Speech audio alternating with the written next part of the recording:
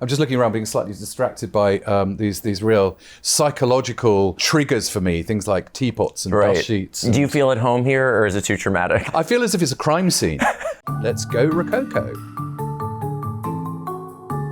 I am, I believe, a goat. 2026 marks 30 years since the iconic series Changing Rooms first hit British TV screens. I'm Rob Anderson, and I'm so obsessed with retro TV and 90s pop culture that I bought a DVD of this show and had it shipped to me in the States. True story. I'm having a little rewatch of Changing Rooms, and I've brought along a special guest to this viewing party. Design maestro, connoisseur of floppy cuffs, and Changing Rooms regular, Laurence Llewelyn-Bowen. Bravo, bravo, ha ha, ha ha. It is me. Honestly, it is amazing to go back. Normally, for this kind of looking back at my life and talking about myself in such detail, I pay hundreds of thousands of pounds to a therapist. So this is free. When you think back to Changing Rooms, what immediately comes to mind? Weirdly, I do remember it being immense fun. And I think that sort of was kind of the point of it all the way along, was that people loved watching it because it did look like it was fun. I mean, there were highs and there were lows and there were people in tears and there was paint spilled on the carpet. But there was a reality to that just did not happen anywhere else in 90s television. 90s television was a very sedate place where people were trying very, very hard to be liked by you. They were very smiley towards you. Changing Rooms, it was a bit wild card. You never really knew what you were going to get. So it became a compelling thing for people to want to watch. The journey to the denouement, to the moment where where everyone opened their eyes. You felt as if you were watching real people doing a real thing. And that was quite revolutionary at the time. But one of the things that was a bit weird, looking back on it, was the fact that I'd come up with these sort of rather out there ideas. And anyone sane would have tried it out beforehand. I never did, because I actually I liked the chaos theory. I think I became a chaos theory junkie. You can really go for it when it's not your own room, right? Well, you certainly can.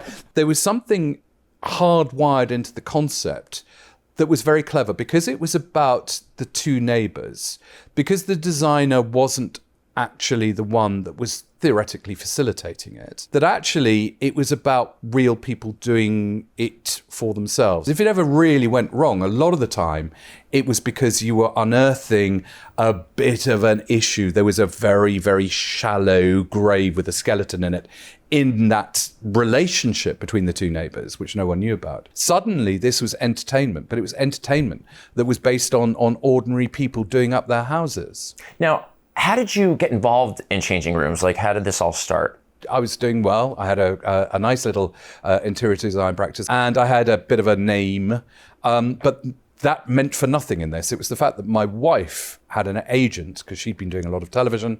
He was approached by the BBC to find interior designers. He had no idea. He'd never met me before in my life. I got sort of commanded by the BBC to come in for a kind of casting session. And I was so grumpy about it. Oh. Hated the whole idea. I turned up, I was flouncy, I was difficult. I had to sort of paint something and talk to somebody and whatever. Did that, got back in the car and left. And the next day, the producer rang me up and there was this list. She said, right, well, for a start, you were late. You were completely disengaged with the people. The name is ridiculous. I mean, no one is ever going to remember a name like Laurence Llewelyn-Bowen. You looked stupid.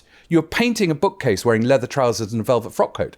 Absolutely ridiculous. Anyway, you're perfect. You're hired. You start on Monday. Because I think that was the idea, was that they were trying to find what you wouldn't expect. And up to that point, up to mid-90s, the idea of being an expert on television, you were gentle and you were coaxing and, you cared and you were kind of like a very sort of soft touch. And I spent certainly the first couple of series in a persistent bad mood about having to be involved in this. And I think that kind of shows. Oh, kind of shows? Kind of it shows. It shows all the time. And we love you for it, honestly. So there's a lot of sneering going on. We love the sneering. If there could have been a puff of smoke, there would have been. I mean, it's like panto, like... And once you started filming, did you notice that anything was different than what you had expected? Well, no. I mean, I think that was the other thing, was that we were... all of us who were doing the rooms really, really focused on doing the rooms. We weren't there to make television at all. And I remember the first time that we actually filmed a proper program, I was even more grumpy because we couldn't start until about midday. By the time that Carol Smiley, who was presenting it, had done all these sort of, bits at the beginning and links and that and stuff like that, we then realized that we had a big chunk of the day missing. And I remember going up to the producers and being absolutely livid with them, saying, listen, we've got to finish a room here, because we did genuinely only have 2 days. There was no cheating. How much time did you have to design the room? So traditionally, there would be about 2 or 3 weeks. In the early days, they used to go and get us to do a kind of a recce. That got very difficult quite quickly because more than anything, they wanted to ensure that nobody knew who was going to be designing. That was always going to be a big reveal on the day at that moment. They wanted to see the look on someone's face when they were told that Laurence Llewelyn-Bowen was going to be doing their bedroom. And what were those looks like? A variety, I'm not going to lie. They were always big. They were always big looks, I'd often get them that didn't like me because they thought that would be fun. And so I would then have about 2.5 hours to seduce them. So it would be like speed seduction. So I'd be finding all sorts of reasons to make sure that they were like, and one of them, the ultimate was saying, well, you may not like me and you may hate my work, but at least you're here with me. So at least I'm not doing your room. And they go, fine. Oh, okay, man. Good. Got that. Was it hard to get the rooms done in time? That was sort of always up to the designer. I had a bit of a head start because I actually did have a lot of design experience. I also trained I had a very classical fine art training. So, I was used to painting things. I'd done a lot of theatre stuff. I was used to aim for a really nicely finished room. It's whether you liked it or not was another issue. It was always done to the best possible standard. Were you ever nervous for what their reactions would be? No, never. No, the thing is, I loved the fact that it had this.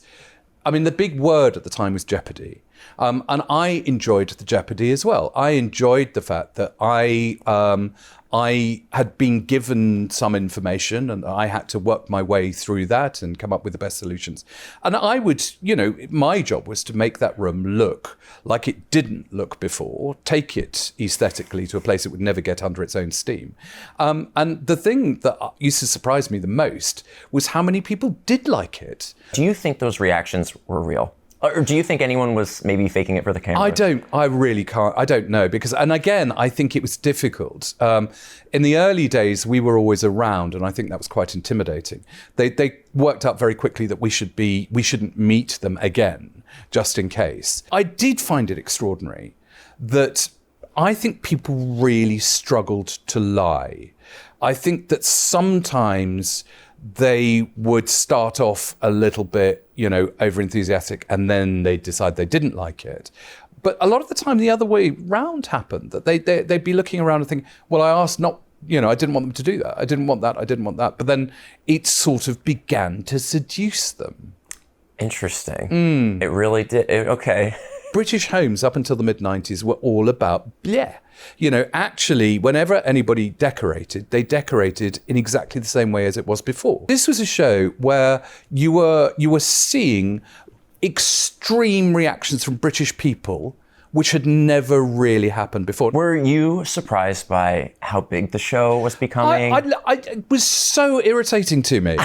I can remember the day after the first ever program, and a woman, quite a posh woman, came up to me, and she just stopped me and she said, "Look, I've got this carpet.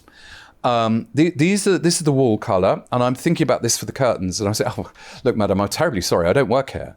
And she said, "No, I know you don't, but I saw you on television last night. What do you think?" And literally, that is how it has been for the last 30 years. I have to say, I really, really then suddenly decided to love it because there is something so wonderful about someone taking a photograph of where they live on their telephone, or in those days it was in their wallet, and coming up to me and saying, "I've done this, what do you think?" There was something so touching about that, that actually they were beginning to see me as a kind of an empowerer. You're a big influence. I will never be able to escape it. I am always that guy. And because I will never be someone else off screen. I was never someone else on screen. So why would I be someone else off screen? Was there ever a time where you thought, this design's too much? Nah, God, never. Not once, Laurence? No, because literally, what I used to worry about is whether it was going to be well finished enough for it to be understood. I remember having lunch with the commissioner of BBC, and I said, you were right about me, talking about the Rococo or, Art Nouveau or Jugendstil or anything. She said, yeah, if you can do it in like 5 seconds and not make it boring, then do whatever you want. And actually, I would go out of my way to, okay, fine, let's go Rococo. Let's see whether we can make, a Marie Antoinette fantasy out of yogurt pots. Guess what? I did. Now, let's talk about your personal fashion. I think you look fantastic today.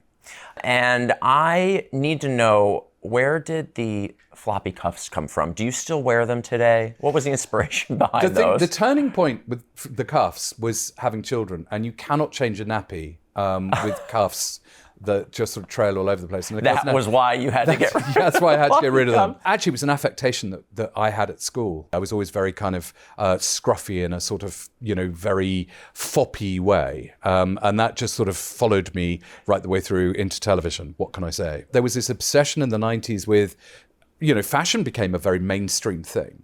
And high fashion at the time was quite grungy. It was very kind of understated. And then there was me, and I was doing kind of like gothic Mr. Darcy. And, not because it was part of fashion, but that's because that's just what I wore. Yeah. And that's what I kind of still do wear. I mean, obviously, trying to find leather trousers to fit a man of my age is rather difficult. It's more leather than you'd use on the backseat of a Rolls Royce. How would you rate the 90s for interior design? It was pants. It was literally pants. It was either, something that looked like a vet's surgery because it was so ridiculously minimalist, or it was what we were doing, which was so trashy. There was absolutely nothing in the middle. And this is what's so funny, is that actually upmarket, couture interior design of the 90s was so ugly and so pared back. This is when minimalism was really, really at its height.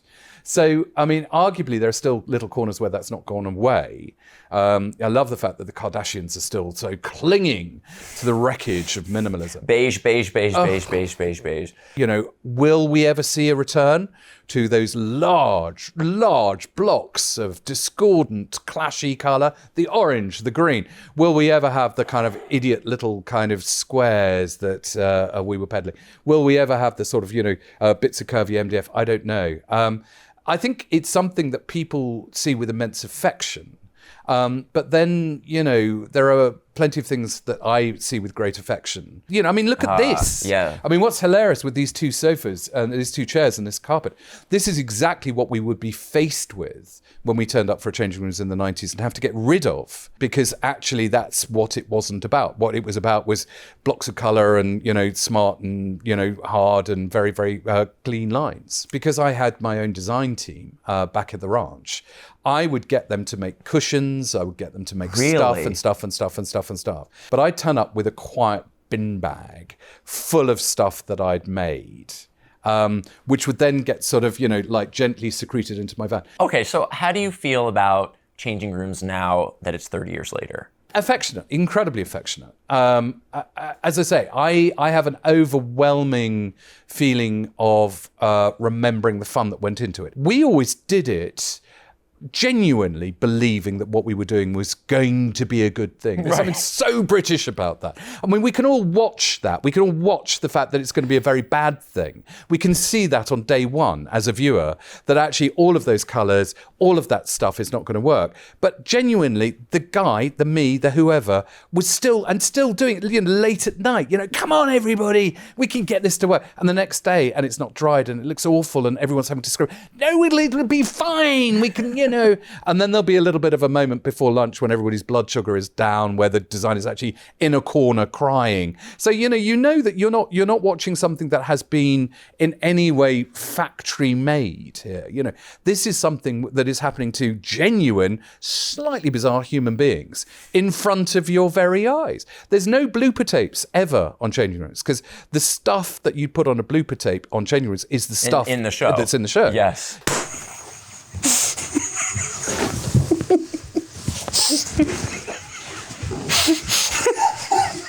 So how much did that DVD cost you to be shipped over to the States? I think it was like 20 quid. So I'm only worth 20 quid. So much only less. 20 so quid. much less. So much less. So much less.